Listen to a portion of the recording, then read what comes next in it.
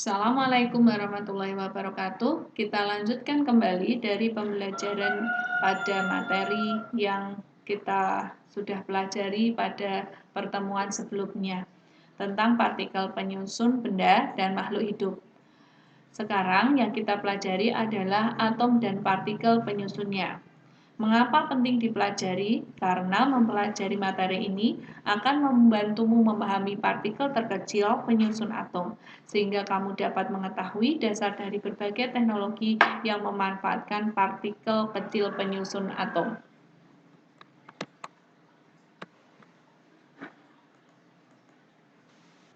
Atom dan partikel penyusunnya. Bagian yang dibahas adalah partikel subatom, nomor atom, dan nomor massa.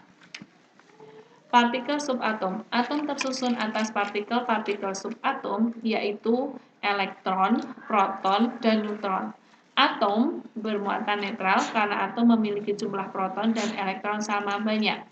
Apabila jumlah proton lebih banyak daripada jumlah elektron, atom menjadi bermuatan positif. Sebaliknya, apabila jumlah elektron lebih banyak daripada jumlah proton, maka atom bermuatan negatif. Elektron dikemukakan oleh J.J. Thomson, masanya 0, muatannya -1. Proton oleh Goldstein, masanya 1, muatannya +1. Neutron J. Gatswyk, masanya 1, muatannya 0. Nah, gambarnya adalah seperti ini. Di dalamnya ada proton dan neutron, sedangkan di kulit atom ada elektron.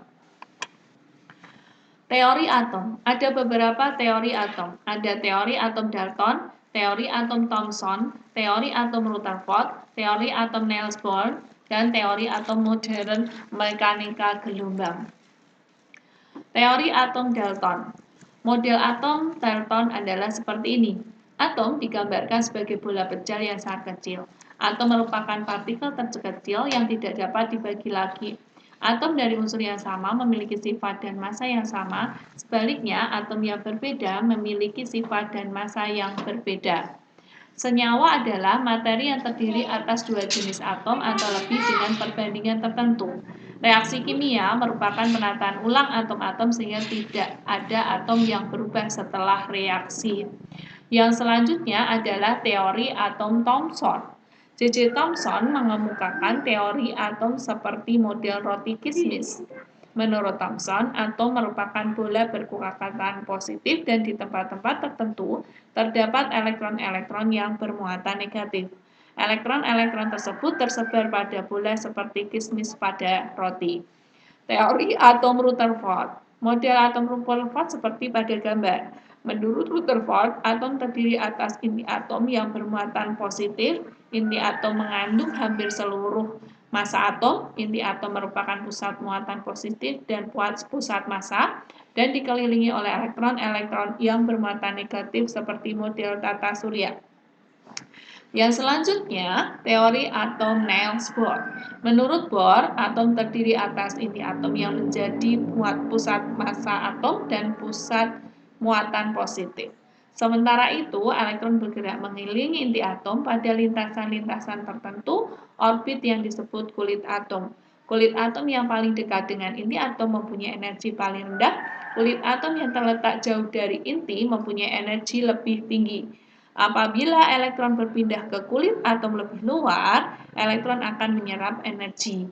Apabila elektron berpindah ke kulit atom lebih dalam, elektron akan memancarkan energi.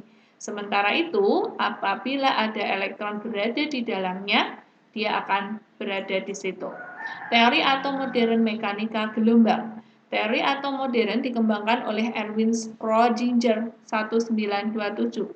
Dalam teori atomnya, Schrödinger mengemukakan bahwa atom tersusun atas partikel subatom yaitu elektron, proton, dan neutron. Elektron mengelilingi inti atom dengan kecepatan cahaya. Elektron tersebut digambarkan seperti awan elektron. Kedudukan elektron dalam kulit atom tidak dapat ditentukan secara pasti, tetapi hanya dapat ditentukan kebolehjadian ditemukannya elektron.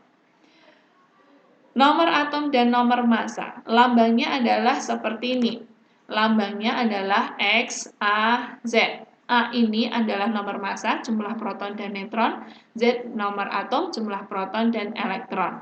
Sedangkan kalau kita lihat X lambang atom, A nomor massa, Z nomor atom. Isotop. Isotop merupakan atom-atom dari unsur yang sama, memiliki nomor atom sama tetapi nomor masanya berbeda. Seperti contoh C612 dan C613. Kemudian ada isoton. Isoton ada atom-atom dari unsur yang berbeda, memiliki atom dan nomor massa berbeda tetapi memiliki jumlah neutron sama. Sedangkan isobar, atom-atom dari unsur yang berbeda, memiliki nomor atom berbeda tetapi memiliki nomor massa yang sama. Prinsip pembentukan molekul. Proses pembentukan garam dapur atau NaCl. Bagian yang dipelajari, konfigurasi elektron, ion dan ikatan atom, dan identifikasi unsur. Molekul. Molekul dapat dinyatakan dengan rumus kimia yang menunjukkan jenis dan jumlah atom penyusun molekul tersebut. Berdasarkan atom penyusunnya, molekul dibedakan menjadi dua, yaitu molekul unsur dan molekul senyawa. Molekul unsur. Molekul unsur merupakan gabungan dua atau lebih jenis atom, sedangkan molekul senyawa merupakan gabungan dua atau lebih atom yang jenisnya berbeda.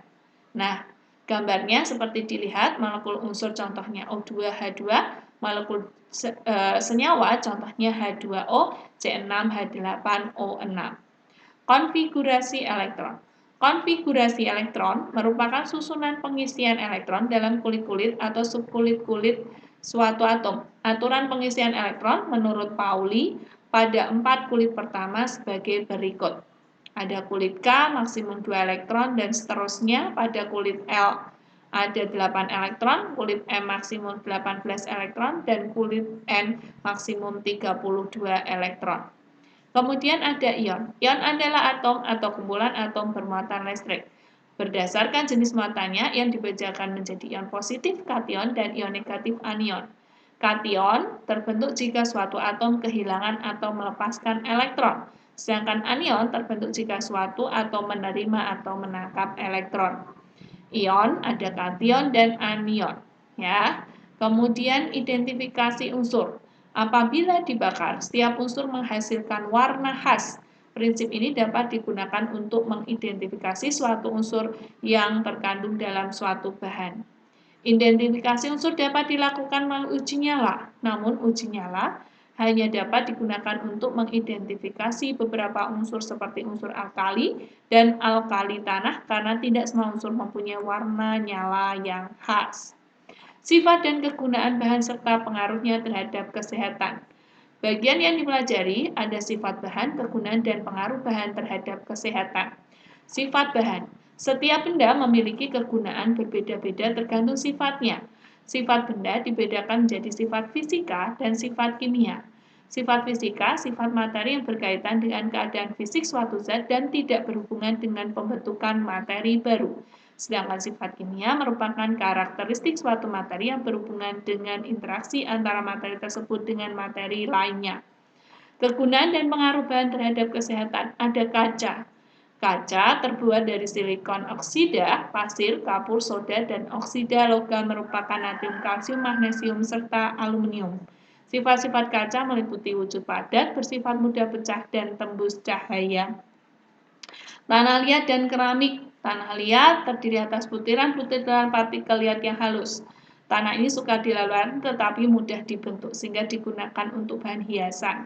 Kemudian serat. Serat ada serat alami, serat sintetis, serat kain atau kapas. Digunakan untuk bahan pakaian. Ada karet yang biasa digunakan untuk ban mobil atau sepeda motor. Kemudian ada kayu yang digunakan untuk perabot rumah tangga. Kemudian ada plastik, mempunyai sifat tidak menyerap air, ringan dan tidak mudah pecah, digunakan untuk bahannya pengemasan. Kemudian yang selanjutnya adalah logam yang digunakan untuk teralis. Nah, sampai di sini pembelajaran kita berkaitan dengan partikel penyusun benda dan makhluk hidup, semoga bermanfaat dan kita bisa mengambil hikmahnya. Terima kasih. Assalamualaikum warahmatullahi wabarakatuh.